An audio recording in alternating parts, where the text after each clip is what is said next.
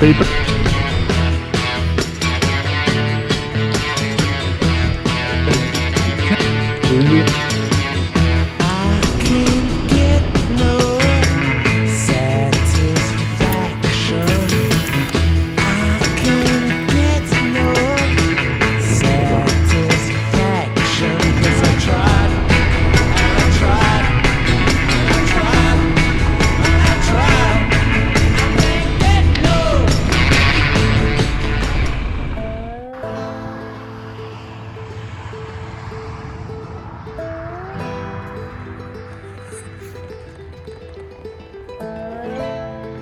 And as you can see, the stars in the background.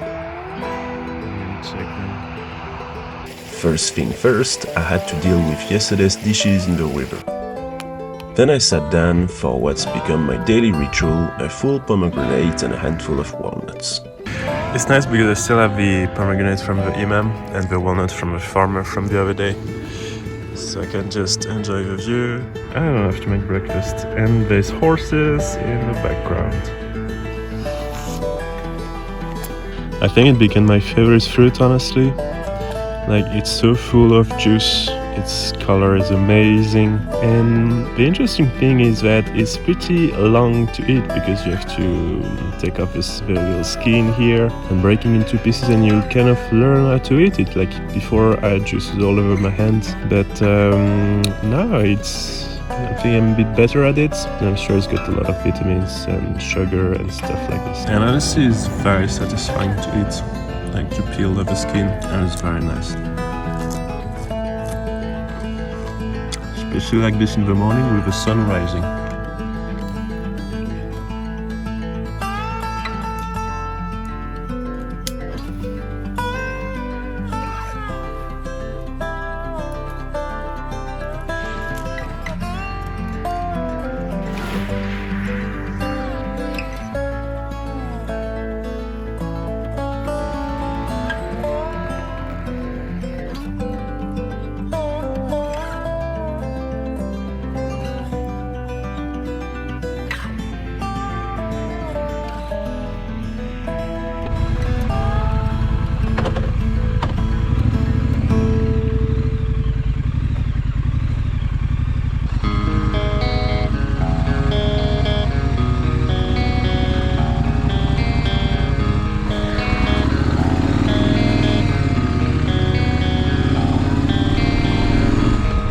Such a lonely day, and it's mine, the most loneliest day of my life.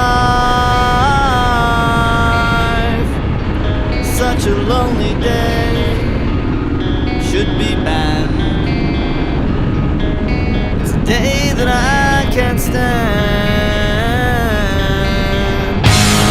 The most loneliest day of my life.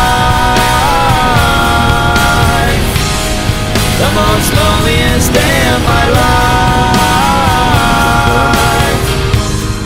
Such a lonely day. Papers? Shouldn't exist. It's a day that I'll never miss. Such a lonely day, and it's mine. The most loneliest day of my life.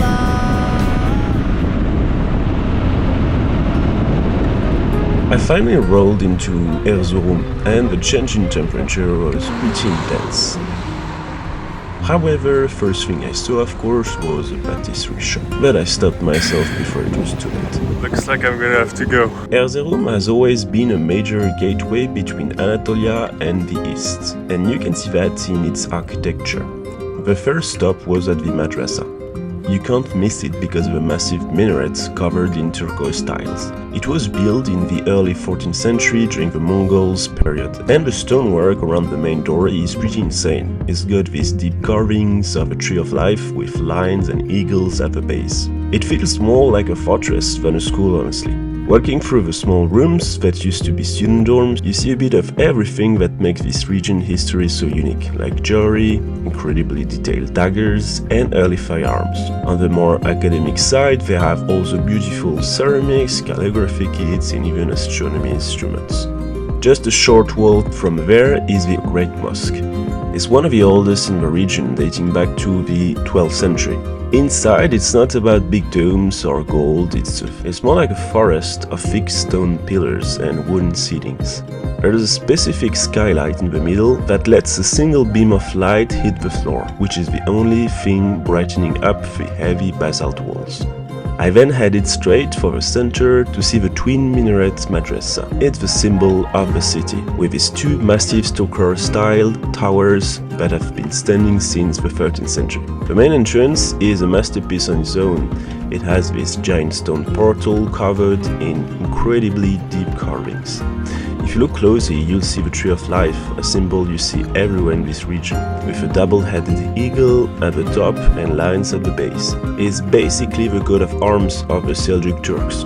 What's interesting is that the building was never actually finished. The invasion of the Mongols stopped the work midway, so you can still see sections where the stone carving just stopped. Just as I was leaving the mosque, I bumped into a local who spoke German. About happy is like addiction. I Ah, have yeah. many old carpet and kilo. Huh? Nice. This is And he told me he was selling carpets. Even if I told him straight away that I didn't have any space for carpet, he insisted on showing them to me. Is die tapir? Können Sie nur Erzurum? Ah, nur in Erzurum. Heißt name Ihram. This is Ihram. traditional, natural He color started from pulling sheep. down the carpet, explaining the Handmade. difference between Okay. the sheep This is wool handmade. pieces Nice. from the lowlands and the rugged goat hair rugs made by the nomads in the mountains. So this is like Kurdish. Yeah, Okay, from goats. yeah. Ah, okay. Mihram Okay. for color. Yes. To finish the loop, I headed over the three convents. These are basically monumental tombs for the Seljuk royalty. They look like stone tents or salt shakers sitting in a field. Before I could get back on the bike, the carpet seller pointed me towards a small local spot for some manti. So this is mante. It's some kind of ravioli, and I'm gonna try it. They come served into a thick blanket of yogurt.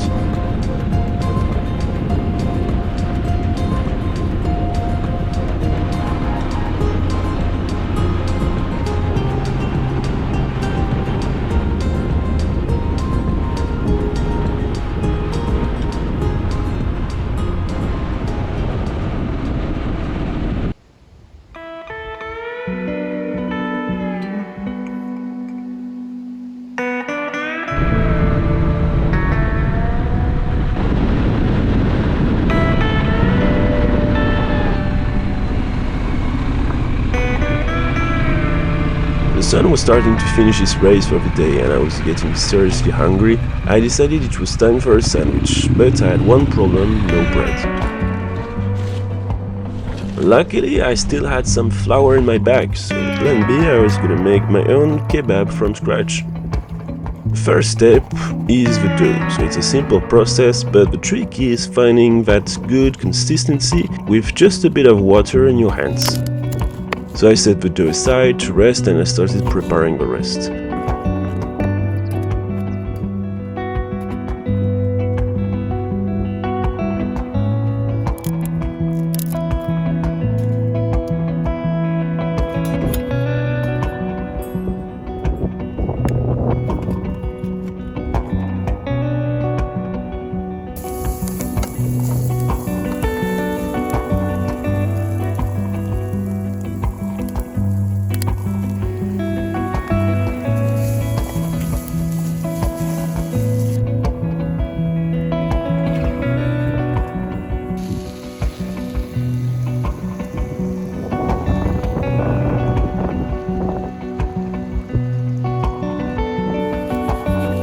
Once the meat was sizzling and nearly cooked, it was time to shape the bread.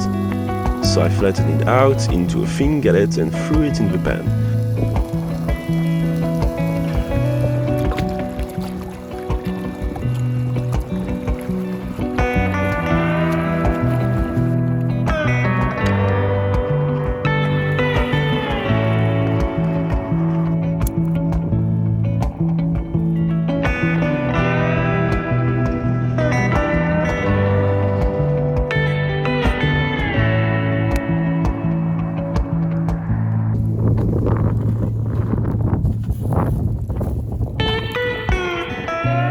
quick tip for camp cooking: always cover the pan, it keeps the heat and it helps the bread cook through perfectly.